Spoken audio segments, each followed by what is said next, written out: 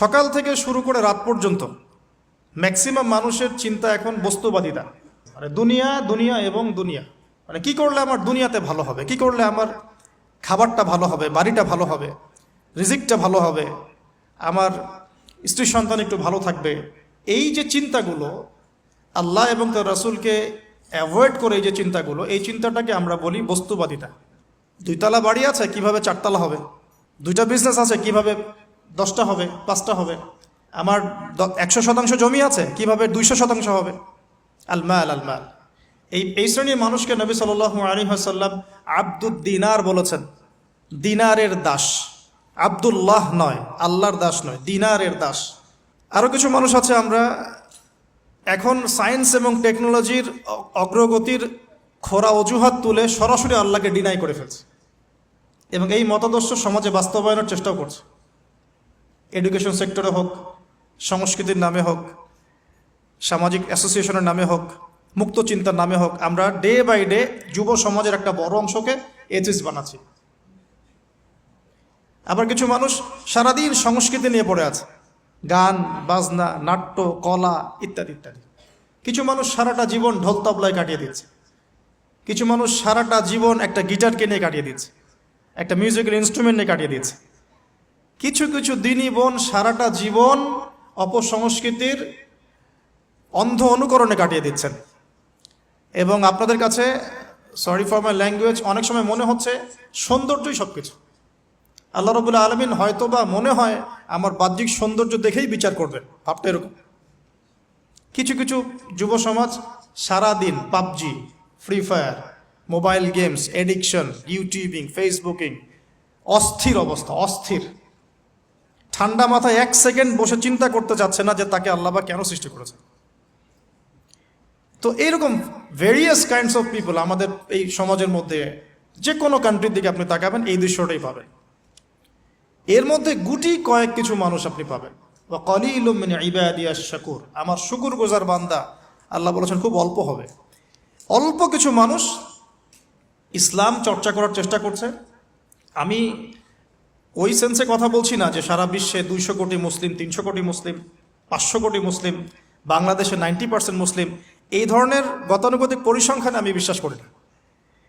যখন ইসলামের ডেফিনেশনটা আপনি আজকে বুঝে যাবেন বাসায়, তখন আপনি নিজেও চিন্তা করবেন যে আসলে আমরা মুসলিম আছি কিনা। সংখ্যা তো বসিয়ে দিলাম 90% মুসলিম, ঠিক আছে? তো গুটি কয়েক কিছু মানুষ আল্লাহর পরোয়া করেন, তার রাসূলের পরোয়া করেন, তার কিতাবের প্রতি সম্মান প্রদর্শন করেন। এই মানুষগুলোর মধ্যে কয়েকটা ভাগ আছে। এক ভাগ মানুষ পরিপূর্ণ মুমিন, মাশাআল্লাহ, আমরা দোয়া করি আল্লাহ পাক তাদের সংখ্যা বাড়িয়ে দেন। এক ভাগ মানুষ আছেন পরিপূর্ণ মুসলিম, উদখুলু ফিস সিলমি কাফার উপর আমল করে, অর্থাৎ তোমরা পরিপূর্ণরূপে ইসলামে প্রবেশ করো, এই আয়াতের উপর তারা আমল করে। এক শ্রেণীর মানুষ আছেন মুযাবযাবিনা বাইনাহুম, মানে ডান বামের মাঝখানে থাকেন, যখন স্রোত যেদিকে সেদিকে ফ্লো। এবং এর মধ্যে কিছু দাড়ি টুপিওয়ালা মানুষও আছেন, যেদিকে ফ্লো সেদিকে কথা, যেদিকে ফ্লো সেদিকে অ্যাক্টিভিটিস। তার নিজস্ব একটা স্বতন্ত্র অবস্থান নাই, এটাই হক, এরকম একটা অবস্থান নাই। কিছু মানুষ আছেন আল্লাহ এবং তার রাসূলকে বিশ্বাস করেন, কিন্তু কাজ করতে গিয়ে কবিরা গুনাহে লিপ্ত হচ্ছে, সুদ খাচ্ছে, মদ খাচ্ছে, জেনা করছে, পরকীয়ায় লিপ্ত হচ্ছে, হারাম অ্যাফেয়ার্সে আছে, নোংরা মুভিজ দেখছে, আস্তাগফিরুল্লাহ।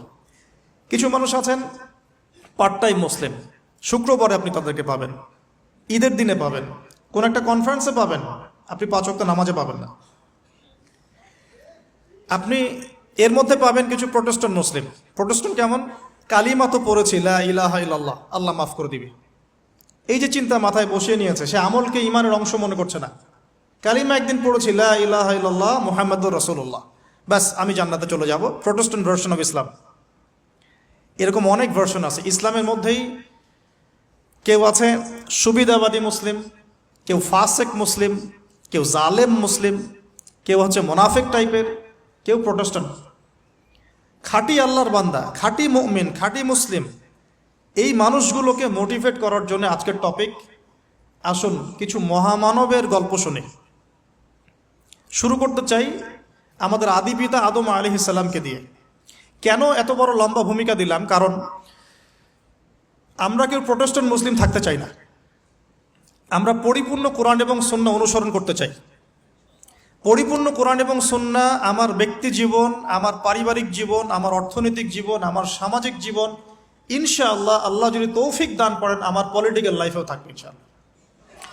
এই কনসেপ্টের নাম ইসলাম। এই কনসেপ্টকে ডিনাই করলেই মুনাফিক হয়ে যায়। কেউ মানতে পারুক বা না পারুক এটা পরের ইস্যু, কিন্তু আগে আমার আকীদা ঠিক করতে হবে, ইসলাম এটা। এখন আমি প্রথমে শুরু করব আমার ব্যক্তিগত জীবন থেকে।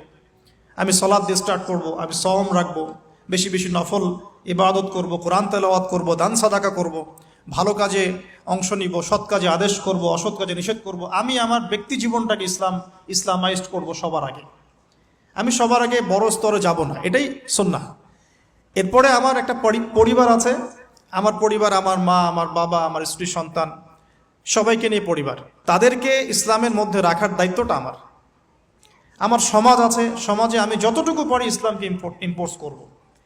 ইকোনমিক সেকশনে গিয়ে আমি হালাল হারামের পরোয়া করব না, এমন মানুষ হব না। আমি সেখানে হালাল খাবো, হারাম থেকে দূরে থাকবো। যদি আল্লাহ পাক আমাকে পলিটিক্যাল ক্ষমতা দেন, আমি আমার জায়গা থেকে চেষ্টা করব ইসলামকে ইম্পোজ করার জন্য। অ্যাটলিস্ট কুফর, শিরক এবং তাগুতকে এস্টাবলিশ করব না। কিছু করতে পারি না পারি, অ্যাটলিস্ট কুফর, শিরক এবং তাগুতকে এস্টাবলিশ করব না। মোটা দাগে কথা বললে অনেক হার্ড কথা হয়ে যায়। পুরো ওয়ার্ল্ডের গ্লোবাল অ্যাফেয়ার্সই এখন তাগুতের উপরই আছে। আপনি কত বড় সংস্থার নাম নেবেন, world bank, IMF, United Nations, কোনো অ্যাসোসিয়েশনের মধ্যে 100% কেন 10% ইসলাম নাই। তো এখন আমাদের করণীয়, নিজের ব্যক্তি জীবন থেকে যখন ইসলাম বিদায় নিচ্ছে তখন ওই লেভেলে কথা বলাই তো আমার জন্য দুষ্কর। এটা তো অপরাধ, আমার জন্যই অপরাধ। তো আমাদের ফার্স্ট অফ অল স্টার্ট করতে হবে ব্যক্তি জীবন থেকেই, দেন পরিবার, সমাজ, গ্র্যাজুয়ালি উই উইল অ্যাডভান্স ইনশাআল্লাহ তাআলা। এখন আকীদাকে স্পষ্ট করলাম। আল্লাহ পাক সূরা মুলকের মধ্যে একটা কথা বলছেন, এই আয়াতটা থেকে আমি সামনে যাচ্ছি। আল্লাহ পাক, আপনারা সবাই সূরা মুলক আজকে তেলাওয়াত করবেন বাসায় গিয়ে, কারণ রাতের বেলা সূরা মুলক পড়াটা কিন্তু সুন্নাহ। এখানে আল্লাহ রাব্বুল আলামিন একটা কথা বলেছেন, তাবারাকাল্লাযী বিয়াদিহিল মুলক ওয়া হুয়া আলা কুল্লি শাইইন কাদির। আল্লাহ পাকের হাতেই রাজত্ব, কর্তৃত্ব, তিনি সমস্ত বিষয়ের উপর কর্তৃত্বশীল। আল্লাযী খালাকাল মাউতা ওয়াল হায়াতা, যিনি মৃত্যু এবং জীবন সৃষ্টি করেছেন। কি রিজনে, কি কারণে? লিয়াবলুয়াকুম আইয়ুকুম আহসানু আমালা। আল্লাহ পাক দেখতে চান আমাদের মধ্যে আমলে আহসানকে।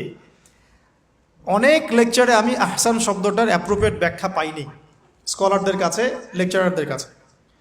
হাসান শব্দটার সুপারলেটিভ ফর্ম হচ্ছে আহসান। হাসান মানে হচ্ছে ভালো, উত্তম, ভালো, খাবারটা ভালো। আহসান খাবারটা অনেক বেশি ভালো। হাসান মানে উত্তম, আহসান অনেক বেশি উত্তম। বলি আমরা কবির মানে বড়, আকবার সবচেয়ে বড়, সগীর মানে ছোট, আসগর মানে সবচেয়ে ছোট। এটাকে বলা হয় ইসমে তাফজিলের সিগা, মানে সুপারলেটিভ ফর্ম ইংরেজিতে আমরা যেটা বলি। তো আল্লাহ পাক এই আয়াতে একটু খেয়াল করে দেখেন, আল্লাহ পাক কিন্তু আমাদেরকে গতানুগতিক মুসলিম হিসেবে দেখতে চাচ্ছেন না। আল্লাহ পাক বলছেন আমি দেখতে চাই তোমাদের মধ্যে আমলে আহসানকে। ব্যাস এই শব্দটা যদি বুঝতে পারি আজকের আলোচনার ভিতরে ঢুকতে পারবো ইনশাআল্লাহ।